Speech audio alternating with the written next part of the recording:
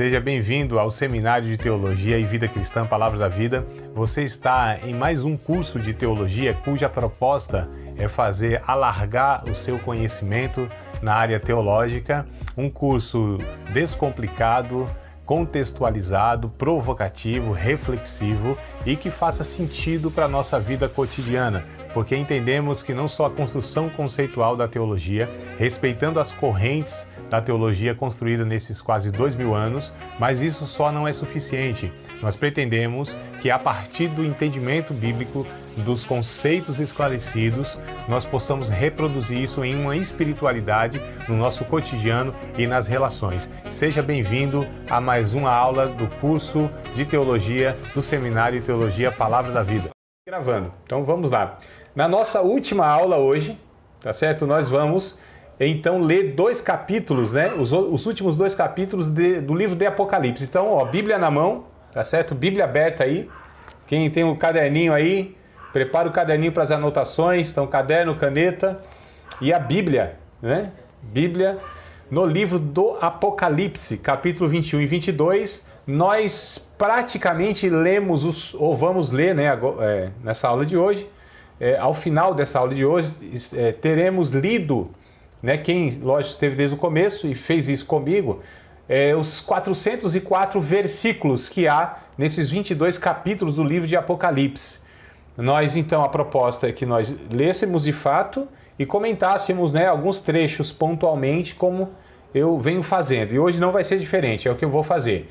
Ler aqui, tá? Ler um trecho, tentar trazer para vocês uma abordagem, uma possível explicação. Opa, irmã Lenúcia chegando aqui também, coisa boa. Uma possível explicação aí.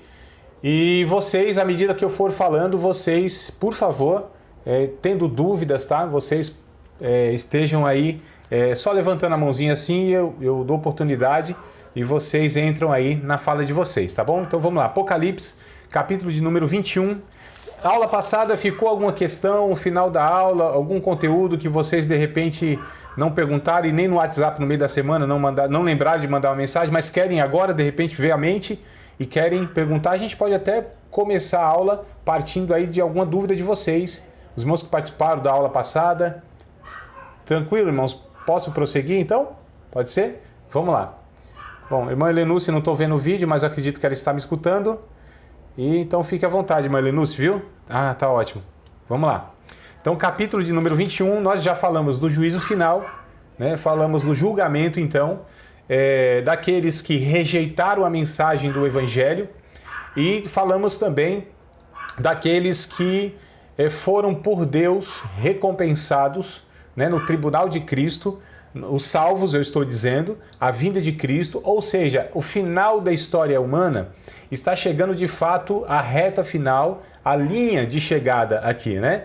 E o que nós vamos ver então no capítulo 21 e 22 é aquela promessa, né, de Deus durante toda a Bíblia, ou seja, que haveria de fato uma nova realidade, né, um novo céus e nova terra, onde habitaria a justiça, onde Deus estaria pessoalmente, diretamente, de uma forma plena, na perfeição, se relacionando com todos nós, como foi a proposta lá no princípio de todas as coisas, lá em Gênesis, quando nós vimos, né, lá na leitura, quando nós lemos, alguém, não é possível que alguém aqui leu, né, Gênesis, lá a história de Adão, né, vocês sabem por que a gente está aqui, né? Você sabe por que a gente está todo nesse perrengue aqui, que o mundo ele está assim todo atrapalhado, né? Porque aconteceu um deslize lá, aconteceu uma ruptura lá no primeiro casal, o Adão, né? E aí nós colhemos todas essas consequências a partir do pecado de Adão. E nós todos somos, na verdade, responsáveis, porque nós somos este Adão, né? Eu digo na natureza, eu digo na rebelião, eu digo na própria escolha. Nós somos este Adão, nós herdamos a natureza de Adão. Mas como também nós herdamos a natureza de Adão, né, isso está escrito em Romanos capítulo 5, da mesma forma que entrou o pecado no mundo, o pecado ele gera morte, se espalha, da mesma forma que nós herdamos e esse Adão trouxe morte, também nós fomos gerados de novo na natureza de Cristo. Então herdamos também uma natureza regenerada, né? Que ela foi conquistada por Cristo. Então por um homem veio o pecado, veio a condenação, mas por outro homem, Jesus Cristo, veio a salvação e a oportunidade dessa reconciliação com Deus, a oportunidade de sermos recriados em Cristo. Então é bem interessante esse ponto que está em 2 Coríntios capítulo 5, verso 17, que os que estão em Cristo é nova criação. E eu faço a questão de frisar a palavra criação. A maioria das versões está criatura, não é que esteja errada, mas talvez não traga... eu acho que criação traz a ideia melhor do texto, né? Então, ao invés de os que estão em Cristo é nova criatura, né? As coisas velhas passaram, os tudo fez novo, eu acredito que essa versão ela é melhor. Os que estão em Cristo é nova criação. Olha só, então nós somos uma nova criação, tá certo? Né? Que a Bíblia chama de regeneração. Então a nova criação, nós fazemos parte de um projeto de Deus de recriar todas as coisas, e isso é Paulo que diz, convergindo em Cristo, né? Todas as coisas, reconciliando em Cristo todas as coisas, nos céus e na terra, é o que Paulo diz. Então todas as coisas, o sangue de Cristo, ele teve uma abrangência, amados, muito maior do que a gente pode imaginar. O sangue de Cristo possibilitou a regeneração, a recriação, a manutenção, o resgate, não só dos seres humanos, mas de toda a criação. Veja bem, porque Deus é santo, né? Eu preciso trazer aqui esse conceito para que a gente possa chegar nesse final aqui do livro de Apocalipse com esse entendimento, né? Então, Deus é santo. Tudo que existe, existe em Deus. Fora de Deus, não há possibilidade de existir coisa alguma. Porque tudo que existe, Deus sustenta. Veja bem, até o inferno, Satanás, tá certo? Tudo existe em Deus. Fora de Deus, não há possibilidade de haver coisa alguma. Ele abrange toda a existência. Deus está para além da existência. Deus não existe, né? Porque tudo que existe tem um começo e terá um fim. E Deus é sem começo, tá certo? De dias e sem fim de dias. Ele é eterno. Antes de todas as coisas, ele era. Então, Deus não existe porque ele não tem fim, mas ele é. Isso não quer dizer que ele não é real. É que Deus é um ser que antecede todas as coisas, que está acima de todas as coisas, que não é sustentado por ninguém, que ele não foi originado por ninguém, que ele não foi criado por ninguém. E antes de haver os céus, a terra, os anjos e tudo isso, o que havia? Deus. E antes de Deus, nada havia, mas ele pré-existia, ele auto-existia, tá certo? Ele é o pré-existente, ele é o autossuficiente. Deus é aquele que não é servido por mãos humanas, não carece de ninguém, ele não teve um só momento da história humana, da história da eternidade que não houvesse Deus. Deus é sempre eterno. É meio, né, parece dar uma bugada na cabeça, porque a gente pensou, calma aí, mas tudo tem que ter um começo. Se nós não fizemos essa pergunta, alguém deve ter feito para nós, né? De onde veio Deus? E antes de Deus, o que havia? Não, nós não temos como comparar esse ser, né, que nós chamamos de Deus, com as nossas categorias. Quais são as nossas categorias? Tudo teve uma origem. Tudo o que existe, que nós conhecemos, e aquilo que nós não conhecemos, ou seja, o mundo invisível, os anjos, a eternidade, também teve uma origem. E é sustentado por alguém, né? Mas essas categorias e essas avaliações não se enquadram quando a gente fala do ser de Deus. Porque Deus é totalmente diferente da sua criação. Ele está para além da sua criação. Ele não habita em espaço nem tempo. Deus é atemporal, né? Deus é ageográfico, ou seja, não há um espaço e não há um tempo que contenha Deus. O tempo e o espaço foram criados por Deus. A eternidade não é um tempo sem fim, é ausência de tempo. E Deus é de eternidade a eternidade, como diz o Salmo 90, versículo de número 1 e 2, né? De eternidade a eternidade tu és Deus. Então, às vezes é um pouco complicado da gente estar pensando isso, porque não é nada além de Deus que a gente possa pegar para falar, Deus é semelhante a isso. Não, não. Tudo é semelhante a Deus. Ou, aliás, não tudo, né? Mas eu digo assim, tudo que existe, de alguma maneira, saiu de Deus, foi projetado por Deus, foi criado por Deus, e tudo que existe aqui, de alguma maneira, é sombra de Deus, né? A impressão de Deus. Nós somos a imagem e semelhança, mas o mundo também expressa a glória de Deus, como diz o Salmo 19, como diz Romanos capítulo de número 1. Né? Tudo glorifica a Deus, os céus manifestam a glória de Deus e o firmamento anuncia a obra das suas mãos. Nós somos a imagem e semelhança de Deus, não na estética. Ainda bem para Deus, né? Já pensou se a estética nossa refletisse Deus? Estou inaugurando a canequinha aqui, ó, irmão, do seminário. Então... Já pensou, amado, se a imagem e semelhança dependesse da fisionomia, da estética, do layout, né? Então Deus estava perdido. A imagem e semelhança são outros atributos, são outras coisas. O que eu quero dizer é que é Deus que dá forma ao mundo, é que Deus que dá referência a tudo. Então esse ser está para além de tudo, né? Aliás, quando a gente lê aqui o Apocalipse, vamos ler o Apocalipse 21 e 22, é a consumação de tudo, Deus sempre esteve lá. Olha que coisa doida de pensar. Deus sempre esteve lá. Deus estava lá na criação de todas as coisas e antes dela. Os anjos foram criados antes dos homens e da própria criação. Aqui é o que dá a entender Jó capítulo 38. Quando Deus cria a terra, os anjos estão contemplando. Então os anjos, seres celestiais, eles são anteriores à criação da terra e dos seres humanos. E antes de Deus criar a terra, então criou os anjos. E antes de Deus criar os anjos, Deus estava no mesmo lugar, vamos colocar assim. E quando Deus cria os anjos e a rebelião, Deus continua no mesmo lugar. Quando cria os homens, ele continua no mesmo lugar. Quando os homens pecam, ele continua no mesmo lugar. O desenrolar da história humana, que já tem milhares de anos, só Deus sabe quanto mais terá para frente, chegando aqui em Apocalipse, no final de todas as coisas, Deus está no mesmo lugar lá também. Ele abrange tudo isso, ele é o guarda-chuva que cobre tudo isso. Dá para imaginar um negócio desse, amados? Deus está agora, nesse exato momento, Deus está agora no mesmo lugar que Ele sempre esteve e sempre estará. Deus é um motor imóvel que move todas as coisas, não é movido por ninguém. É esse ser que está acima de tudo e de todos. Nós chamamos isso de soberania de Deus, autossuficiência de Deus. É com esse ser que nós estamos lidando aqui. Essa revelação traz a soberania de Deus no fim da história, que é exatamente para onde ele quis conduzir a história desde o começo das coisas.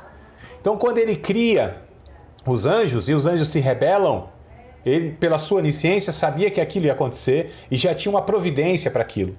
Quando Deus cria os homens e os homens se rebelam, também Deus já tinha o projeto, né, que é Cristo Jesus para resgatar a humanidade. Mas é interessante, no começo eu estava dizendo que tudo existe em Deus. Se tudo existe em Deus e Deus é santo, e Deus não pode ter contato com o pecado, e se entra o pecado no mundo, então como que a gente soluciona essa questão? Preste atenção comigo, ó. Deus é santo, né? Ele não pode ter contato com o pecado. Não pode, não tem como, é impossível. Não pode ser contaminado com o pecado. Não pode se relacionar com o pecado. E aí o que acontece? Se tudo está em Deus, a criação, os homens, e o pecado entrou no mundo, então a lógica seria, então o pecado está em Deus. Essa seria uma lógica humana. Mas o que acontece? Antes que Deus dissesse haja luz, ele disse haja cruz. Isso está escrito, inclusive, em Apocalipse capítulo 13, não é? Versículos de número... Nós lemos, inclusive, esse texto e eu trouxe a explicação. Deixa eu só confirmar aqui a referência, tá? Vou trazer para vocês também o texto lá, é 13 e 8, é isso mesmo. Apocalipse 13 e 8, né? Diz lá que o Cordeiro foi morto desde a fundação do mundo, tá? Apocalipse 13 e 8. 1 Pedro, também 1 Pedro, capítulo de número 1, versículo de número 20. Olha só, 1 Pedro 1 e 20. Também está escrito que o Cordeiro, o sangue do Cordeiro, foi derramado antes da fundação do mundo. Então, quando Deus disse haja luz, antes ele já tinha dito na reunião da Santíssima Trindade, haja cruz. O sangue de Jesus, na ótica da Trindade, já tinha sido derramado, porque Deus está trabalhando a partir da eternidade e na eternidade. É nós que somos limitados à cronologia, à linha histórica, aos acontecimentos aqui. Mas Deus não, né? Então, na ótica de Deus, Deus já tinha resolvido o problema do pecado, antes mesmo dele acontecer. Porque na resolução da Trindade, já tinha se resolvido que o sangue de Cristo iria possibilitar o pecador não só de conviver dentro de Deus, no ambiente da criação, mas também de ser reconciliado com Ele. Porque se Deus é santo e Ele não coabita com o pecado, talvez até Satanás poderia ter pensado isso. Bom, se Deus é santo, se não, ele sabia muito bem que Deus era santo. Deus é santo. Se eu fizer com que o homem peque, então automaticamente a santidade de Deus fulminará, trará a destruição para o homem. Mas quando o homem peca, o Adão peca, né? Quem sabe Satanás ficou tipo Jonas, assim, ó, só de longe, olhando assim para que Deus ia fulminar aquela cidade, né? Jonas pregou e ficou, agora que só quero ver o que Deus vai fazer aqui, ó. Vai mandar um raio. E para surpresa de Satanás, não aconteceu imediatamente aquilo que ele esperava que acontecesse, que era Deus acabar com a humanidade ali, com aquele casal. Porque ele não contava com o sangue de Cristo. Então, foi possível, após o pecado, mesmo assim, Deus vir até o Adão, dizer: Adão, onde tu estás? Ali já havia pecado. Olha só.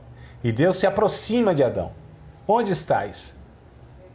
E aí a gente pergunta: mas Deus não sabia onde o Adão estava? Ele não é onisciente? Claro que sabia. Por que ele faz essa pergunta? Onde estás? Porque ele queria mostrar para o Adão que ele tinha se perdido, né? Agora, o que possibilita esse diálogo mesmo após o pecado? O sangue de Cristo, que já tinha sido derramado na ótica, na presciência divina. E aí Deus começa a restaurar todas as coisas. E aqui a gente vê que todas as coisas serão de fato restauradas. Mas o que possibilita esse contato? Deus é aquele que se relaciona com o pecador, mata o pecado dentro do pecador e preserva o pecador vivo para a restauração. A gente aprende algumas coisas com isso, né? Esse processo nós chamamos de santificação. É um processo que nos ensina. O que nos ensina, dentre outras coisas? Nos ensina que Deus se relaciona com todos nós dessa forma. Ou seja, vai matando o pecado dentro de nós, mas vai se relacionando com nós, os pecadores. E nos vê como santos e nos chama como santos. Vocês imaginam, amados? Vocês devem conhecer a igreja de Corinto, lá que Paulo tanto falou, né? Aquele povo assim cheio da graça, cheio dos dons espirituais. Era aquele culto pentecostal. Pensa, Gerson, no culto pentecostal, né? Profecia, variedade de línguas, interpretação de línguas, dons da fé, dons de curar, dons de maravilha, dom da ciência da palavra, dom da sabedoria da palavra, discernimento de espíritos. Pensa no culto pentecostal, fogo descia. Era profecia para todo lado que Paulo tinha que falar: calma, vocês organizam isso aí que é muita profecia. É muita coisa. Só que você pega a capivara desses irmãos, lá nos 3 primeiros capítulos principalmente, vamos pegar aqui os 6 ou 7 primeiros capítulos, tá certo? Aliás, vamos pegar... Isso aí eu estou falando do capítulo 14, Paulo fala isso, né? Vamos pegar os 13 capítulos. Até então, Paulo fala: vocês são carnais, vocês são meninos em Cristo, vocês têm contenda, vocês querem processar um outro e não querem sofrer o prejuízo, vocês, sabe, ainda não deixaram alguns hábitos, que tem até gente aí que tem hábitos assim de roubar, né? Hábitos ainda de trejeitos homossexuais, está escrito lá no capítulo 6, verso 9, não estou inventando nada. Você pega a capivara dos irmãos assim e você fala: nossa, esses irmãos, eles são chamados de santos no capítulo 1? São. Por quê? Porque quando Deus olha para nós, vê Cristo e o seu sangue e se relaciona conosco por causa de Cristo. Deus olha para mim assim: André, e diz que eu quero abençoar esse menino.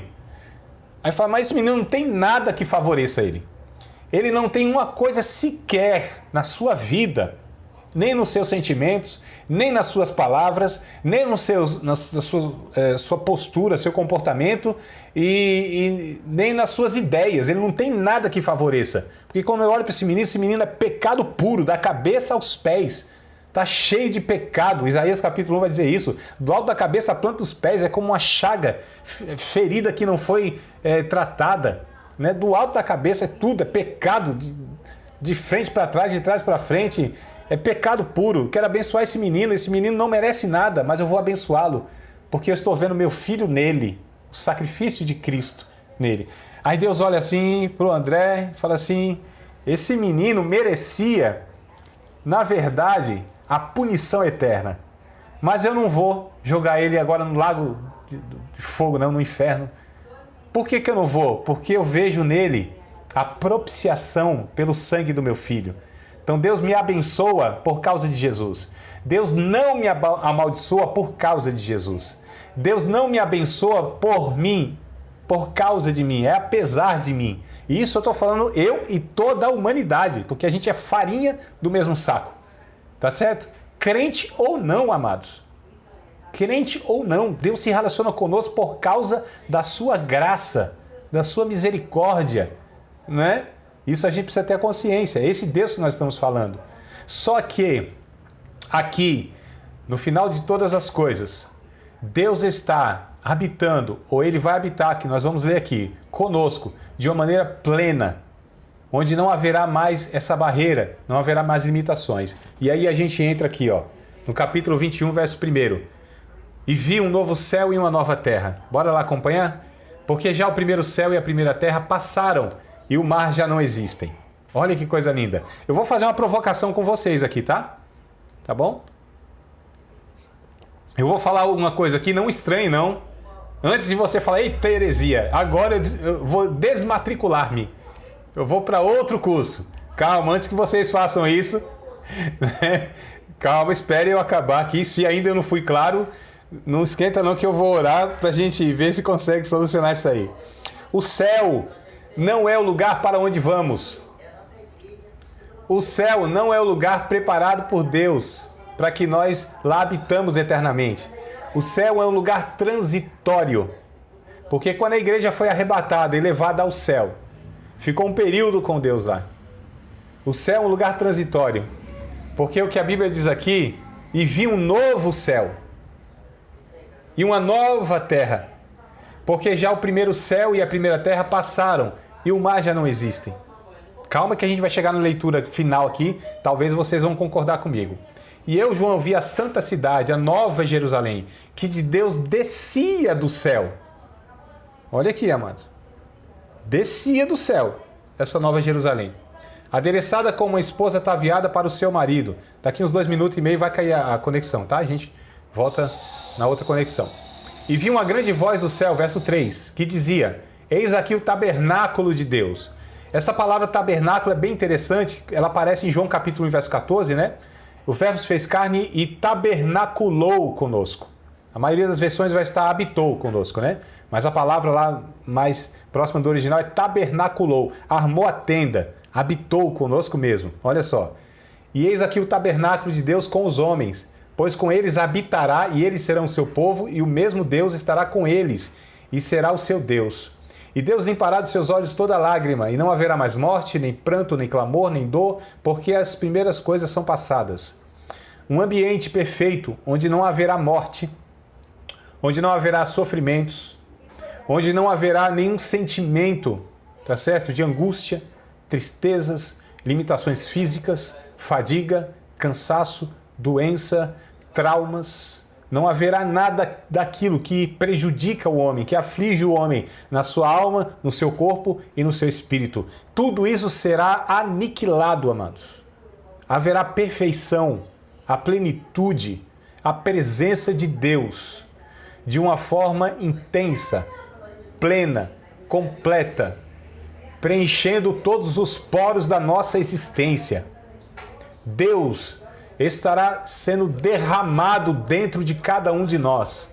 Se algum de nós já experimentou uma visitação de Deus, com uma presença especial, isso não é nenhuma gota de todo o oceano que nós mergulharemos na presença de Deus. Porque o próprio Deus desnudará a sua pessoa, a sua divindade, a sua glória, a sua santidade, a sua beleza, a sua misericórdia, a sua graça, a sua bondade, todas quantas virtudes Deus possui. Isso estará acessível a todos nós, igualmente, de uma maneira plena. Nós estaremos dentro de Deus, no sentido que nós mergulharemos, vamos experimentar a pessoa santa, augusta de Deus, o nosso Senhor e Criador de todas as coisas. Se os pentecostais estivessem nessa aula, eles iam falar glória a Deus.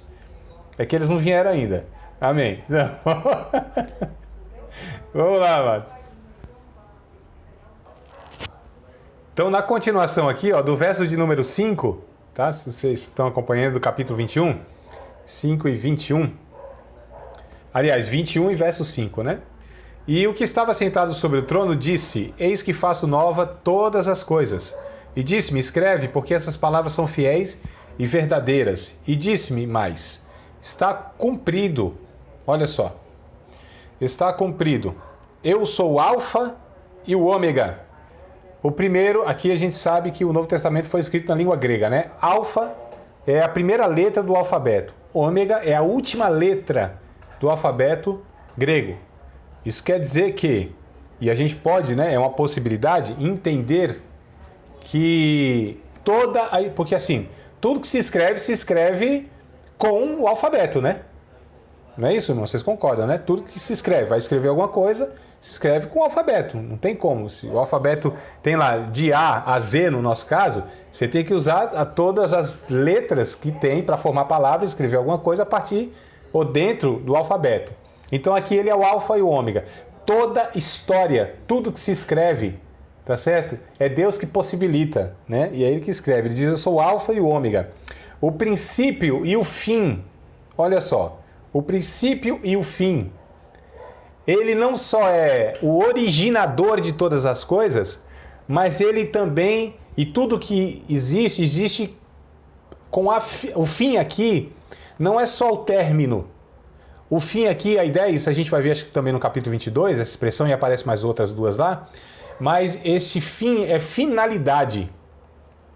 Então Deus é o originador e Deus é a finalidade.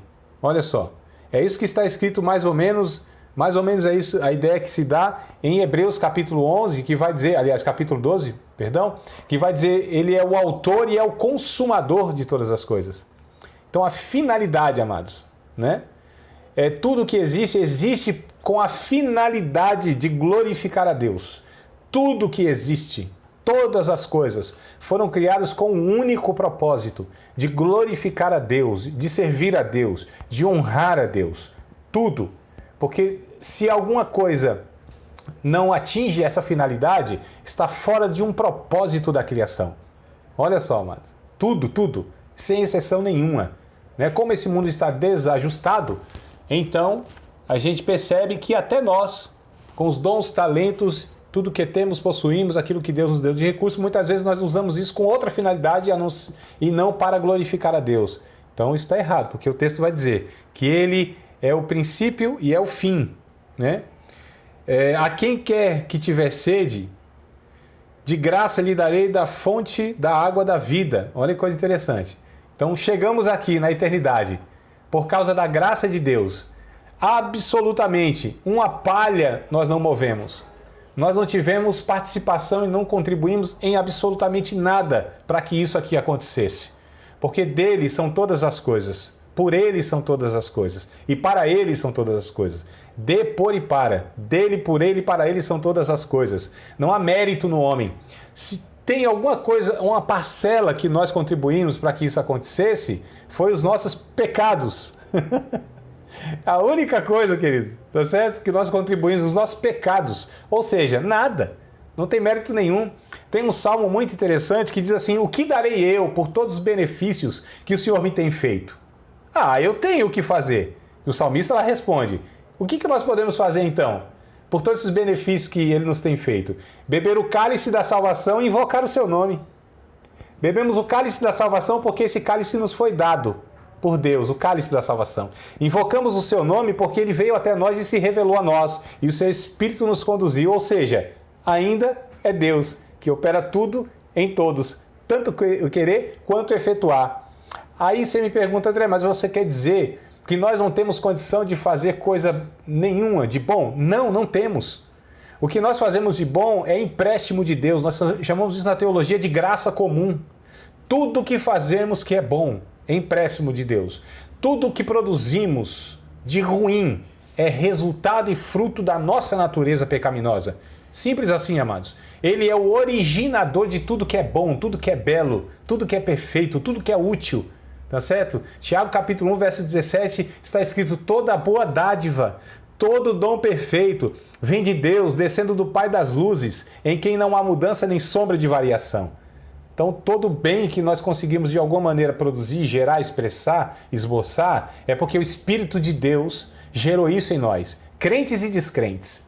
É que os descrentes não reconhecem, acham que é mérito deles e não glorificam a Deus, né? Mas nós que entendemos quem Deus é, entendemos quem nós somos, a nossa natureza, nós sabemos. É por isso que nós sabemos, inclusive, receber elogios, sem nos ensoberbecer. Ô André, rapaz, coisa boa, hein? Você deu uma aula assim que me trouxe um esclarecimento, uma edificação, né? Foi um negócio assim, abençoador mesmo. Eu digo, eu sei, coisa boa. Eu sei da ferramenta que Deus me deu. E eu sei que não é mérito meu. É tudo para Ele mesmo, a glória dele. Eu reconheço o dom de Deus em mim. Eu reconheço o dom de Deus nas pessoas. Elas que não reconhecem muitas vezes, né? E elas não sabem equalizar, equilibrar isso. Porque assim, quando a gente se coloca como inferior, eu não sou ninguém, eu não sou nada. Já viram essa conversa? Eu sou um verme. Eu sou um verme. Né? Eu sou o verme do carrapato, do cocô, do cavalo, do bandido que nem aparece na cena. Olha, irmão, que coisa depreciativa. Então, quando a gente fala assim, eu não sou ninguém, eu não sou nada, eu sou um verme, nós estamos nos colocando abaixo da graça de Deus, que é o que nos faz realizar e fazer coisas. Mas é a graça de Deus. Então a gente não pode se colocar abaixo da graça de Deus nesse sentido de desprezá-la. Mas também eu não posso cair no erro de falar, eu fiz mesmo, porque Deus sabe que eu manjo do negócio, eu dou conta, e Ele investiu em mim porque Ele sabia o que eu ia fazer. Aí isso é soberba, né, irmão? Aí é se colocar acima da graça de Deus. Percebam que os extremos, eles não são saudáveis, né? É por isso que um dia o rapaz estava lá na bateria, tocando bateria lá, fazendo aquelas viradas interessantes, pá daqui, pá de lá. Rapaz, você toca bateria, eu te falo, você manja do negócio, viu? Você toca muito bem. Ele disse, não, é Jesus, é Jesus. Aquela humildade dos crentes, né? É Jesus. Disse, não, rapaz, eu nunca vi umas viradas dessas assim, eu vi que você não perdeu. E, rapaz, eu nunca vi um negócio desse. Chega, né? Me impressionei assim, coisa boa. Ele falou, não, é Jesus, irmão, é Jesus. Falei, não, rapaz, eu tô falando pra você, eu tô te elogiando, eu tô reconhecendo que você tem uma habilidade, uma perícia, né? Eu vi aí, disse, não, é Jesus. Ele falou, não, Jesus não. Jesus coisa nenhuma. Jesus toca a bateria muito melhor do que você.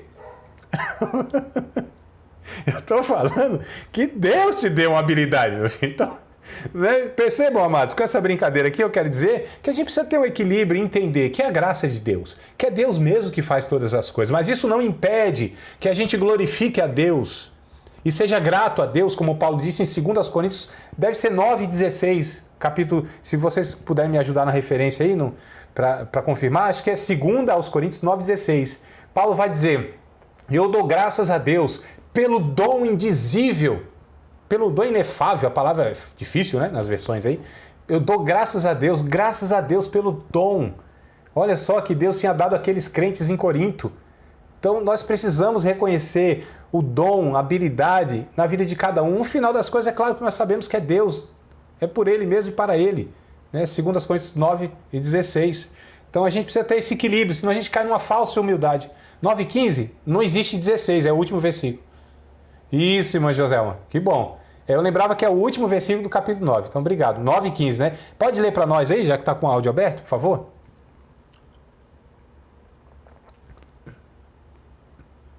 Isso, a palavra inefável é indizível, né? Que não se pode expressar. Um dom maravilhoso. Então, olha só, a gente precisa ter essa ideia, mas tudo de fato no final das contas, é para a glória de Deus, é para o louvor de Deus, né? Então, ele diz aqui que ele daria a água da fonte da vida, verso 7. Quem vencer dará todas as coisas, e eu serei o seu Deus, e ele será meu filho. Mas quanto aos tímidos, uma advertência, e aos incrédulos, e aos abomináveis, e aos homicidas, e aos fornicadores, e aos feiticeiros, e aos idólatras, e a todos os mentirosos. A sua parte será no lago que arde com fogo e enxofre, que é a segunda morte, que é a chamada morte eterna, né? Então a gente percebe aqui, ó, essas características aqui não fazem parte das pessoas que herdarão a eternidade. Eu acho bem interessante o Salmo de número 15, se vocês quiserem abrir comigo rapidinho aí, Salmo de número 15, porque assim, amados, existe de fato uma característica de pessoas que vão herdar o céu. Por quê? Porque nós estamos falando de uma nova realidade, uma natureza, tá certo? A gente precisa entender, o céu é uma nova realidade. Haverá lá uma natureza diferente dessa que há na terra. Nós convivemos hoje com duas naturezas. Eu estou falando os filhos de Deus, os regenerados. Nós convivemos com duas naturezas. Aqueles que não aceitaram Cristo ainda, que não foram alcançados pelo Evangelho, eles têm uma natureza. Nós temos duas naturezas. Eles têm a natureza pecaminosa. A natureza que só pode fazer uma coisa, pecar e nada mais. Nada mais. É por isso que Deus não exige do pecador coisa alguma. Tá certo? Deus só exige daqueles que nasceram de novo uma resposta a esse novo nascimento. Tá certo? Porque não tem como a gente exigir, por exemplo, uma sociedade que não tem Deus, que se comporte como Deus quer, melhor dizendo. Eu não posso exigir de uma pessoa que não conhece o Evangelho que ela aceite, que ela entenda, que ela absorva, que ela responda aquilo que só Deus pode gerar em nós. Irmãos, se nós pensarmos direitinho, é só a gente lembrar do tempo que nós não tínhamos essa clareza, esse entendimento da palavra de Deus. Veja bem se não parece loucura a gente chegar para um cara que, sabe, não nasceu de novo, não tem o Espírito Santo, não entende as Escrituras Sagradas da forma da iluminação, não foi revelado a ele, né, porque o Espírito Santo não habita nele. Aí você fala assim, rapaz, ó, Jesus é o teu Salvador, ele nasceu de uma virgem, morreu, ressuscitou ao terceiro dia, subiu ao céu e disse que vai voltar voando para nos buscar. Não é uma mensagem de doido?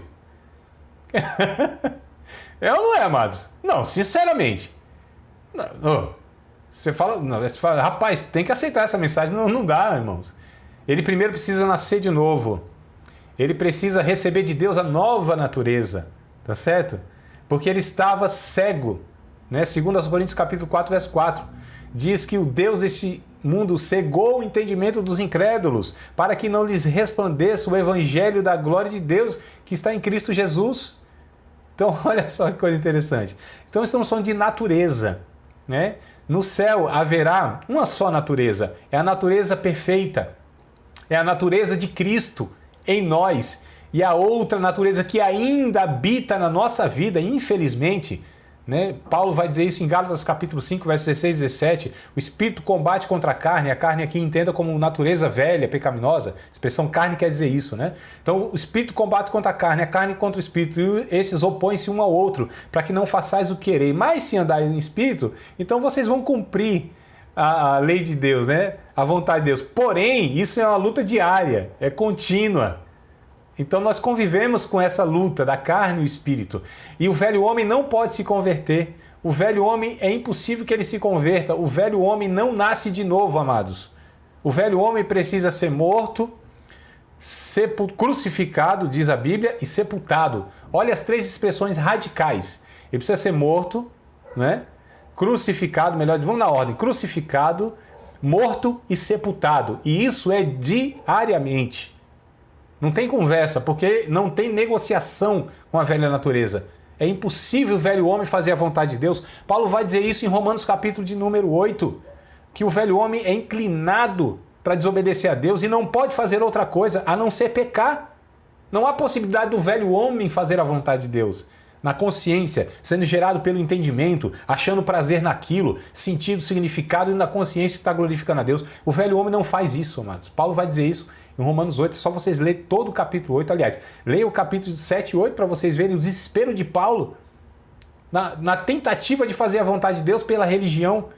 Ele ficava doido. Ele falou, quem vai me livrar do corpo dessa morte? Eu, quando queria fazer a vontade de Deus, o mal estava comigo. Quando eu via, já tinha feito o que não desagradava a Deus, né? Ele entra em desespero nessa questão. Então aqui é natureza. E o Salmo 15 é bem interessante. Ele vai falar assim, ó. Aqui são características, né, de quem vai entrar no céu. Senhor, quem habitará no teu tabernáculo? Quem morará no teu santo monte? Aí ele vai aqui falando, né? Aquele que anda em sinceridade, pratica a justiça e fala verazmente segundo o seu coração. Ou seja, o que está no coração é o que sai pela boca mesmo, né? Ou o que sai pela boca, melhor dizendo, é o que está no coração. Aquele que não difama com a sua língua, nem faz mal ao seu próximo, nem aceita nenhuma afronta contra o seu próximo. Aquele cujos olhos, o malvado, talvez na versão de você está réprobo, que isso é um palavrão, né? Não é palavrão literal, estou falando que é uma palavra complicada. Aquele cujos olhos é réprobo, né? Inteira como malvado, tá? Aquele cujos olhos o malvado é desprezado, mas honra os que temem ao Senhor. Aquele que mesmo que jure com dano seu não muda. Aquele que não empresta o seu dinheiro com juros abusivos, usura, nem recebe suborno contra o inocente. Quem faz isso nunca será abalado. Essas são as características daqueles que vão entrar no céu. Tá certo? Então a gente precisa prestar muita atenção se essas características não estão fazendo parte da nossa vida, porque a gente precisa trabalhar isso, não é? Nesse processo de santificação. Nós vamos entrar no céu, apesar disso. Mas pessoas com essas características não farão parte lá na realidade do céu. Porque lá é o estado de perfeição, é isso que eu quero dizer, amados. Então a gente precisa ter muito cuidado e a gente vai vendo se a árvore, ela de fato é uma árvore plantada por Deus e está dando fruto por causa dos frutos. É o que Jesus disse, né?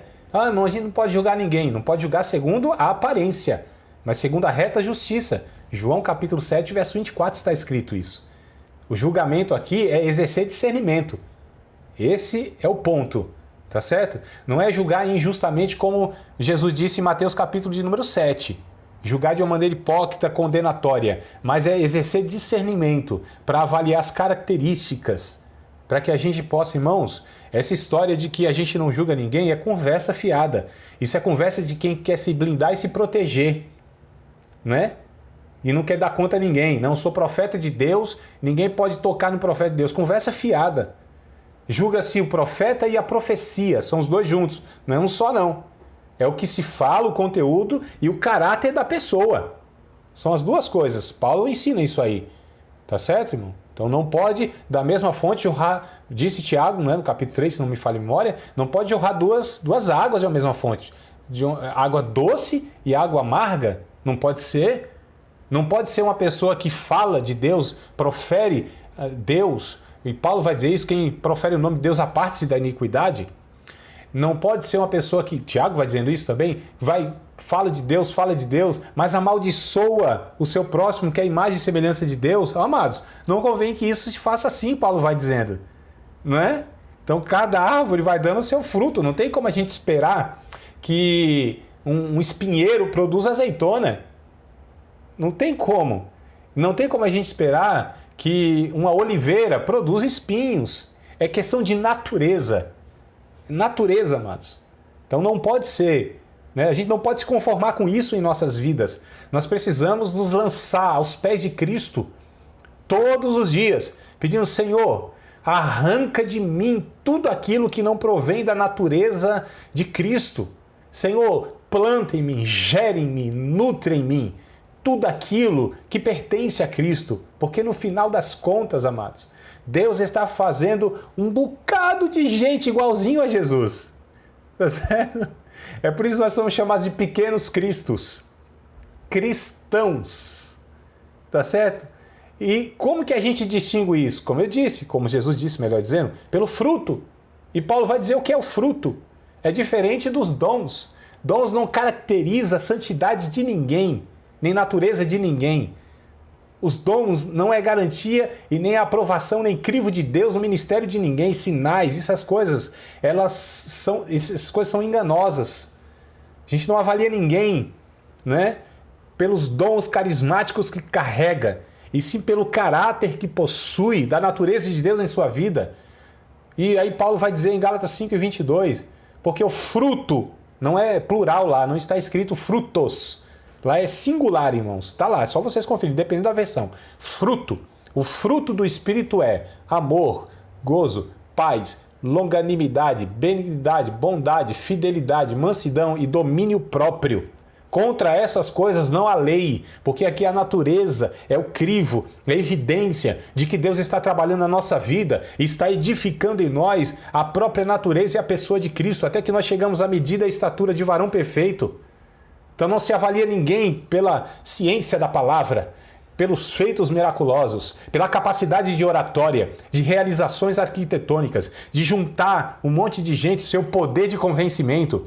Não se caracteriza ninguém porque ele é usado por Deus através de dons extraordinários. Tá certo? A gente avalia o nível de espiritualidade se ele tem esses 9 aspectos, ou quantos aspectos tem, né? Do fruto na sua vida. Tá certo? Pai, tem algum barulho em algum lugar aí? Veja aí onde é, só fecha o micro. Isso. Acho que agora sanou, tranquilo.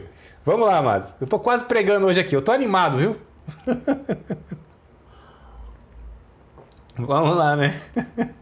Vamos lá. Falando do céu aqui, eu me animo mesmo. Verso 9, bora lá. Verso 9.